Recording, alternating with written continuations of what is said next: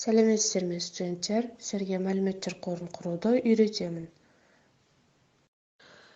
Біз енді Access-ке кіреміз. Access-те новый база данных. Сіздерге осындай терезе ашылады.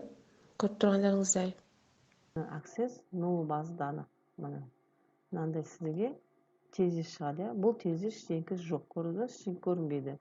Оның үшін сізге файлға барасыз, создать дейсіз. Міне қараңыздар.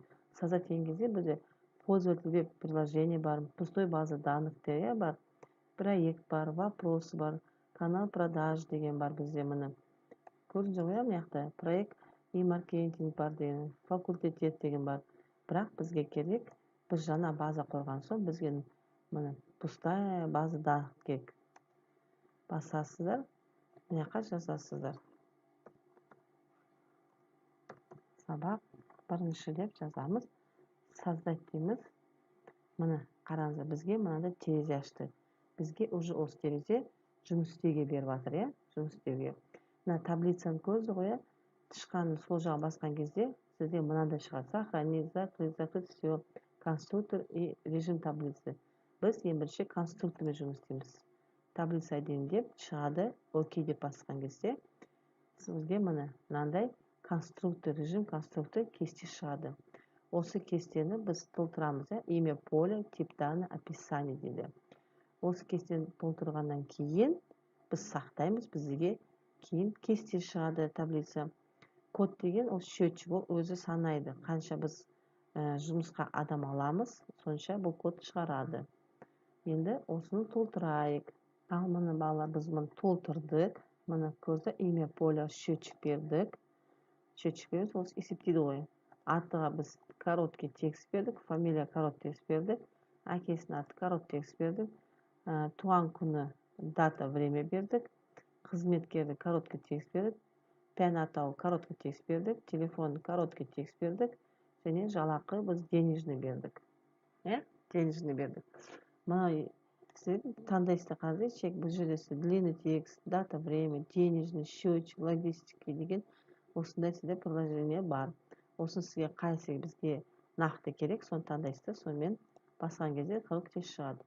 Енді қараңыздар, короткий текстте бізде фамилия 255 болмайды ғой, размер поля. Біз мысалы размер поля ала саламыз, 20 деп ала салсаңыздар болады. Размер поля 20 деп ала салсаңыздар. Әкесінің аты тоже 20 деп ала, примерно ала берейік 20.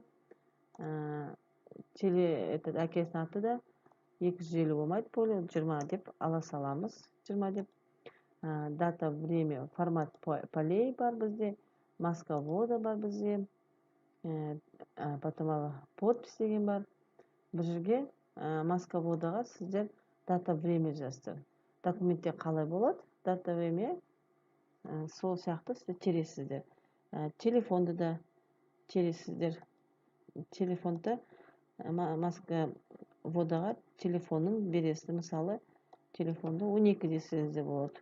Размер поля 12 деп берсеңіздер. Осылай тересізде осыны сақтайсыздар. Сақтағаннан кейін сізге режим таблица ашылады. Міне, режим таблица көрдіңіз ғой, фамилиясы, аты, әкесінің аты, туған күні, қызметі, пәнінің аты, телефон, жалақы, осыны кесте шығады. Енді осыған мысал етіп 5 адам толтырайық. 5 адам толтырдық, Истомин, Миронов, Гришин, Сергеева, Миронов деп алдық біз, туған күнін бердік, қызметін бердік, пән атауларға бердік, телефонын жаздық, жалақысын бердік.